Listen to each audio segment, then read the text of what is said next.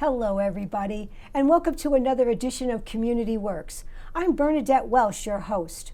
Our show highlights local charities and their supporters in our state. Our goal is to educate you, our viewers, about the great work that's going on all around us every day by local agencies and their supporters. When people help their neighbors, everybody benefits. The focus of today's show is the great work of an organization called Our Kids. And this great organization helps our children find a forever family and offers support services to accomplish this wonderful goal. Here to talk to us today about the work of Our Kids is the co-founder of it, Randy Rubin Rodriguez, and her president of the board of directors, Maria Mojica.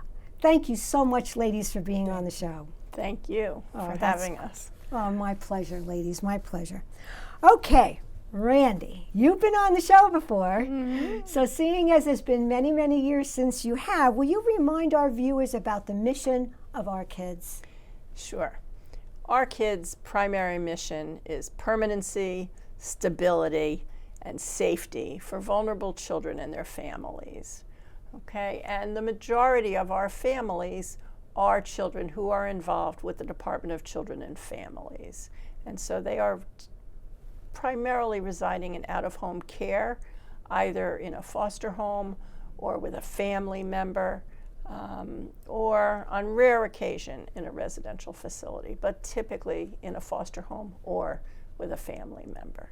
So you're going to try to get them from that situation to a forever home situation. That's right. That's right. And our vision for our organization is that every child deserves a safe, permanent family to call their own. Absolutely. I mean, when you think about it, our early childhood experiences and are indicative of so much of what we do as adults. So the fact that you're helping young children is just truly a very important function of your organization. I'm thrilled to hear about that. But what motivated you and your husband Sergio to start this wonderful organization, this wonderful nonprofit organization? We've been trying to figure that out for 26 years. 26 years? Yeah, I think it will be. It just was 26 years this past March since our very first meeting in our home, where we had about 36 people come join us, and we brainstormed on a freezing cold Sunday afternoon. But I think our real motivation is that each of us grew up in very strong families. I came from a family of 4 children. He came from a family of 7. And we recognized the value of those early childhood experiences and sibling relationships and the permanency of knowing your home is your home. Regardless of what happens in your life, you can always go home. Right, and so I think we felt very strongly, having been in human services for so long, and seeing what was happening in New Haven, particularly with the cocaine epidemic, the majority of children who were at that time, we're talking 1990, being removed from their families, were never being returned to their families. And they were malingering in foster care for years upon years upon years, never knowing what was going to happen. And I think coming from a large city, Newark, New Jersey, my husband's from Tampa originally, for us, New Haven was a town, and we felt we could make a difference. And we decided we'd give it a shot. There you go. And here you are all these years later with a wonderful, vibrant program. That's a great story, Randy. Thank you for sharing that. You're welcome. All right, Maria, you've been so sweet and patient over there. What motivated you to be on the board of directors for this organization? Well, I've been in the nonprofit world for over 30 years in different types of agencies. One of my big jobs was an early childhood funder, which I really valued and knew that I was doing something early on, that it wasn't, something after the fact. So prevention was really important. Basically, if you look around you and you see what's happening, then you understand what Our Kids is about. It says, Randy said, it's about that mission. It's about fulfilling that mission and making sure that each child has what my child had. That's all that, that's the motivation for me, is to go in and say, we're doing better. We're getting there. We're getting there. That's fabulous. And being on the board of directors is not an easy thing to do. I mean, you have to show up for meetings, you have to be responsible, you have to promise not to do anything naughty. I mean, the whole thing. It's just you giving up of your time is wonderful. That's just wonderful. So why is Our Kids unique? Because I get what it's about, but what makes it, it's not just an adoption service, is it? Not at all. No. What makes it unique? It's community-based, 100%. Its staff is also. They really know what families need. They understand the DCF system. So staff is a big component of that success, as well as the support we get from our many donors and the support we get from our board of directors. Excellent, yeah, for sure. Well, thank you so much, it's just, I know it's just amazing when you have a great board of directors, vision, a board of directors, and then it gets the work done. The work gets done. Okay, so ladies, COVID stopped my show for 2 years. I bet you COVID affected your organizational work. I'm sure it affected the families. Randy, could you talk a little bit about what those 2 years were like for you? Sure. March 13th was a memorable day for us. On that Friday, we received notice from the Department of Children and Families that we could no longer provide direct services to any of our children and their parents. The primary work we do is trying to reunify children with parents who are making a difference in their lives and remediating the situations that brought their children into care to begin with. So we went from a Friday, leaving work, having no idea we were going to get this email, to Monday morning finding out we can't see any of our families who we saw every single week for at least an hour, if not 2, right? And we also, being a nonprofit that doesn't have a large donor base, didn't have computers with cameras on them.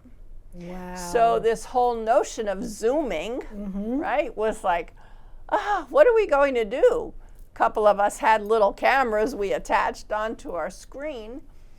But for, I would say, the first 2 months, the staff were amazing. They taught every one of our parents how to use their phones, how to Zoom. Every foster family that was caring for the children, we even taught a great-grandmother how to Zoom, because it was the only way that parents could see their children and children could see their parents. The staff's creativity was amazing. They had families playing charades in Zoom. They had parents, we would give foster parents a book, and the birth parent would read the story while the foster parent was holding the baby and with the pictures of the book in front of the baby while the mom or the dad was reading to their child. At one point, we had a dad who was visiting and a 9-month-old. Can you imagine? I mean, No. I have grandsons. It's hard to keep them on the phone just under normal circumstances, sure. right? This is very strained. And he was getting very discouraged because here's this little 9-month-old, And after the 4th visit, all of a sudden, the little one just picked up his head when he heard his daddy's voice. And it gave his father so much encouragement to keep trying, right? Eventually, we recognized the food insecurity our families were experiencing. We started a pop-up food bank, and we would deliver groceries once a week. We had what we called our porch sessions.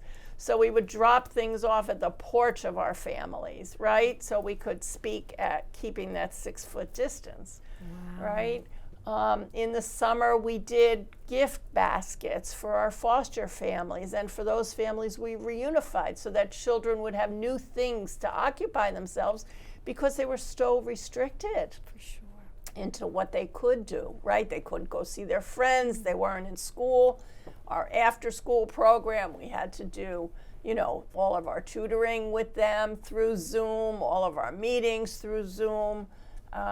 So really the staff were absolutely amazing, and they just did not give up. Well, you know what that says to me, Randy and Maria? It says that you just found a way to make your program work, even though it had to work differently.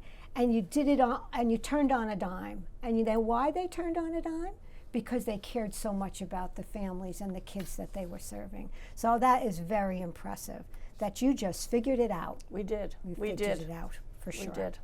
Okay, well, we will probably talk about this for more time, about the COVID revamp, but let's get on to our next question, which you're touching on some of your programs as you're chatting with me, but let's take some of the programs one at a time, if you don't mind, Randy.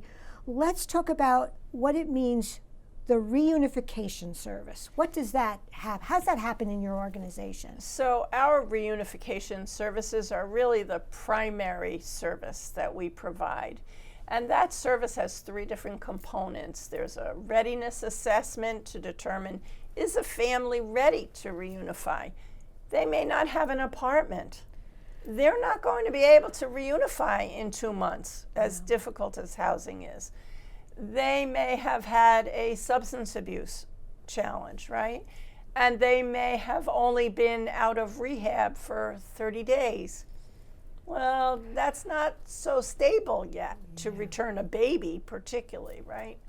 So we do a 30-day assessment and determine, we talk with everybody that's involved with the family, we meet with the parents, and it's all strength-based. Everything we do is based on strengths of a client, not their flaws, not their shortcomings, not their weaknesses. So in the assessment, we determine, is this one ready or not? A lot of times they're not ready for reunification. Do they find it very hard to accept that sometimes, Randy, that they're not ready, or do they really understand the value of being ready? This goes back to the staff. They are so able to engage with our families that it is the very rare exception that a family doesn't understand why they're not ready and what needs to happen to get ready. It's not no, it's there are some things we need to do in order to make this happen. So let's work together. And then we can work with them for 12 weeks in what we call therapeutic family time, where we oversee visits right in the room and we participate in coaching families, because our families haven't learned necessarily what is the best way to do something, or they don't know how to get out of their own way sometimes, right? I don't know how to get out of my own way sometimes. Exactly, exactly. So that's the 12-week component. And then we may get a family that's right away ready for reunification, and that's a 6-month component of service, where over time, over that 6 months, the amount of time parents spend with their children increase. They then, depending on the age of the child, will go to their home and have a visit in their home setting after we've checked out the home to make sure all the safety features exist for this child to return and spend time with their parents. And then that time increases. So it may be a 3-hour visit where the child is brought in, they go over what's going to happen during this next 3 hours, the staff member leaves and comes back and gets a report, and on to overnights, on to weekends, and eventually the court and DCF will allow that child to go home, which is very, very rewarding. I'm sure it is very rewarding, because that's the whole idea, right? Yes, it is. Okay, so Maria, would you like to talk about one of these programs, permanency and adoptions? Well, permanency, well, you know what? I'll let Randy answer this, because she's the program guru for us. All right. So our permanency services and our adoption services are really a very small part of our work. It is not our primary work, right? And we came into adoption because some of our children could not go home, right? Not because their parents didn't love them, No, but it's they not didn't about have love. the capacity to either change their challenges, or they didn't have the cognitive abilities to protect their children, right? Particularly little ones, right? You can't send a 2-year-old home with somebody who's significantly cognitively disabled. A 14-year-old, it's a little different, right? Because they're more independent and can care for themselves. So our permanency services are for those children who are in need of returning home, and the situation may be vulnerable. Our adoption services are typically private adoptions. People call us, either they've identified a child, possibly in another country, who might be a family member's child in another country. Typically, you see this in the African countries. And then we do the international paperwork to help that child to come here to be adopted in this country. Super duper. That's Yeah. that's fabulous. Okay, I think you talked about the visitation, the supervised visitation, and I think our viewers really do understand from what you've said, Randy, that you don't allow things to happen before they're ready to happen, and that you make sure by visiting that everybody is on task. Absolutely. Yeah, so that Absolutely. It's a very close monitoring system. All of our families have their workers' cell phone numbers should there be an emergency, and if there's an emergency, we're obligated to report it to the Department of Children and Families, right? Yeah, for sure, you have to And do our that. staff are on 24-hour call for those emergencies. Wow. Well, God bless them, huh? Yeah, that's a big thing to do. Be on call for 24/7. See that? It's not easy being a parent. No, it isn't. No, it's not. Or an organization that's trying to help parents is what I really meant to say. Okay, so the final thing, Randy, let's chat about is your after-school program. I gather some kids need someplace to go before they go home because their parents are working. Well, that is true, but that's not why we started the after-school Oh, well, then program. tell us why we started the after-school program. So, children who reside in foster care typically nationally have very poor educational outcomes. Nationally, only 50%, maybe now it's down to about 45% graduate high school, and only 3% go on to college and graduate. So they have significant hurdles when it comes to school. Part of that, and I know this having been a foster mom for 10 years, kids go to school and they have a private life about living in foster care. It's not something you're so proud of. So on days like the class is getting ready for Mother's Day, that's a hard day for a child that's in foster care, right? Or their birthdays, and everybody's talking about, oh, my mom, my dad, my foster mom, Yeah. It's very tricky. And frequently, more so in the past than now, children have been moved from one school system to another, and they typically have experienced some kind of trauma that has brought them into foster care. That trauma impacts a child's ability to learn, whether it's the trauma of an infant or a newborn who has experienced prenatal trauma, or a 7-year-old who just can't sit still because all they're thinking about is my mommy okay? Yep. Because the last time they saw them, the police were involved. Yeah. Right?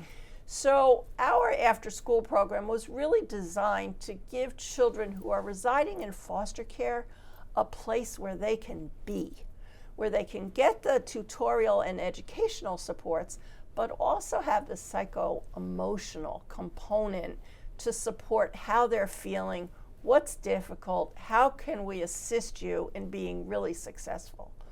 And, I'm very proud to say our after-school program has had several years where every child has been promoted to the next year. We also have a swimming program pre-COVID. Every child had to learn how to swim because drowning is one of the major causes of death in communities of color, right? Yeah, a So lot all of of our people don't kids, know that. including our former coach for the program, the educational coordinator, all learned how to swim. And now we have an all-girls program, right? We have a great donor, and it's called Tracy's Place. And our girls are now 16 and 17, and they're all getting ready to go to college. Oh, see, So it's really yeah. very exciting to know that you've instilled that hope and that dream and their sense that they can do it. So it's an enrichment program. It's a safe place. It's letting them catch up. It's letting them feel valued. Okay, I get it.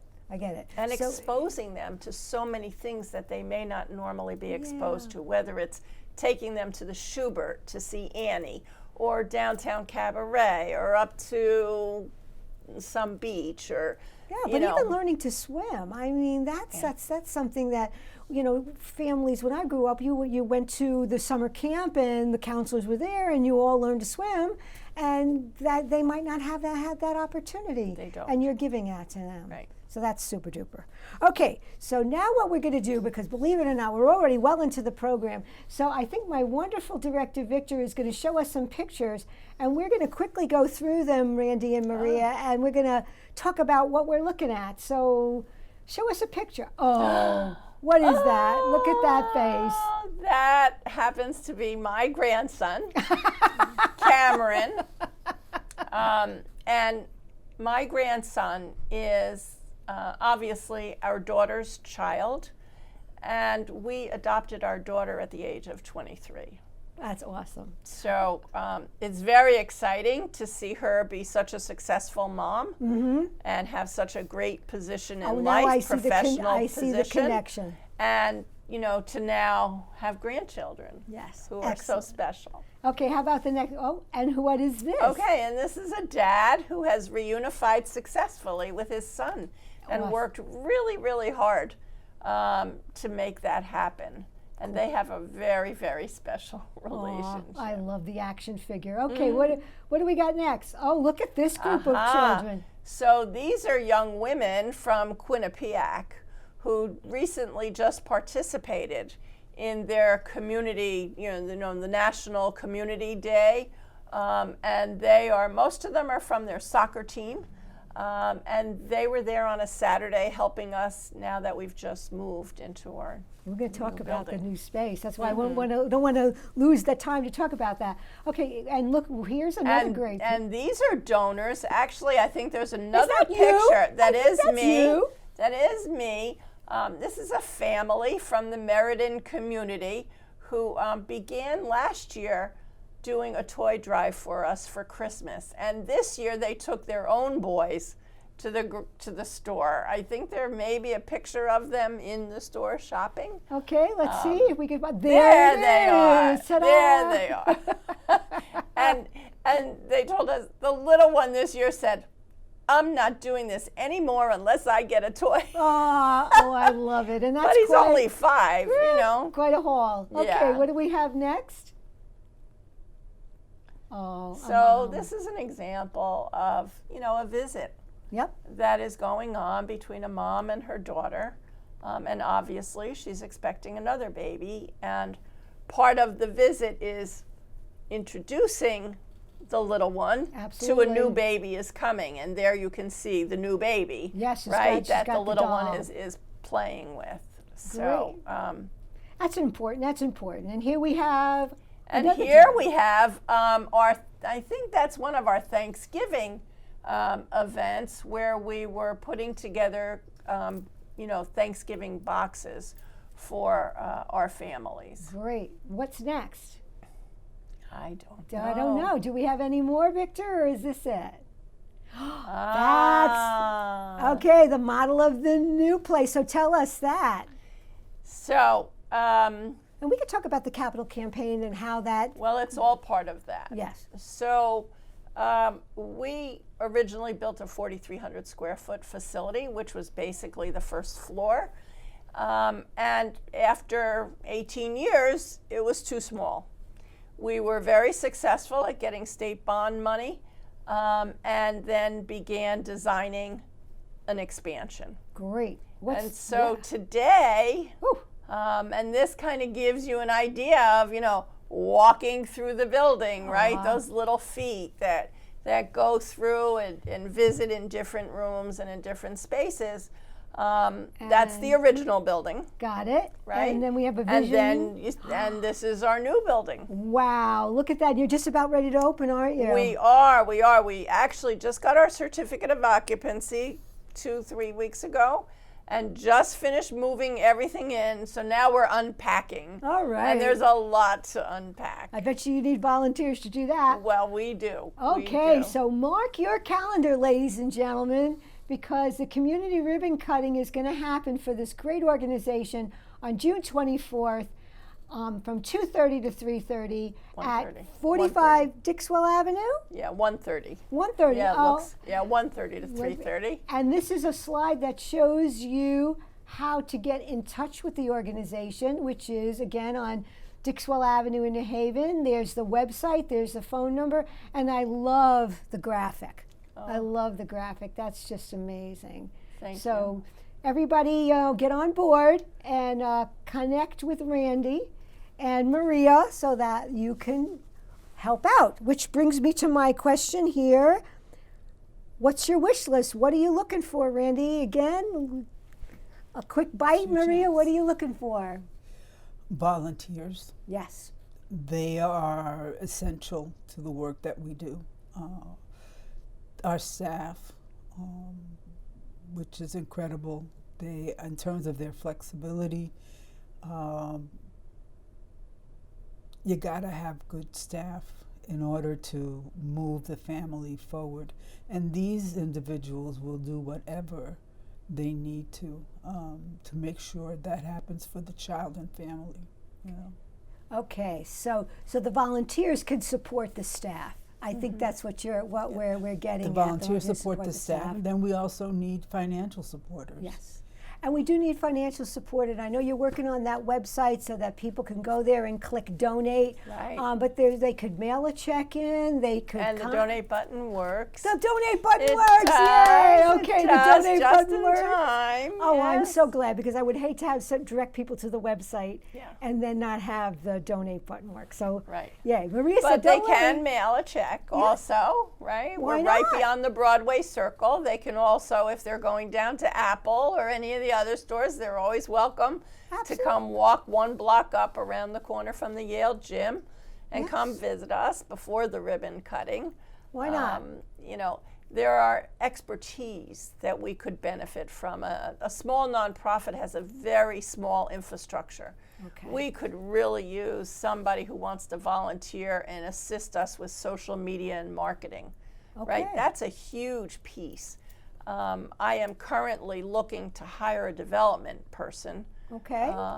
And we also have an MSW position that's available for our reunification program. Wonderful. Well, believe it or not, I'm afraid it's gone so fast, but we're just about out of time. Wow. So as we're leaving, I think everybody understands that this organization is a special organization. It is trying to help children grow up to be healthy and happy, to have a normal family life, to feel valued and loved. And to support this organization means that you are supporting the growth of the next generation. So what could be more important than that? So I hope that you will contact our kids. You can mail that check to 45 Dixwell Avenue in New Haven. You can call the phone number. You can go to the website. You've heard the wonderful stories from Maria and Randy, and I hope you're inspired to do so. So thank you, everybody, for watching Community Works. Really appreciate your visiting with us this evening, and we'll see you again real soon next time for another edition of Community Works. Thank you, Randy. Thank you, Maria. Thank you. Thank you so much. I wish we had time to talk more. There's so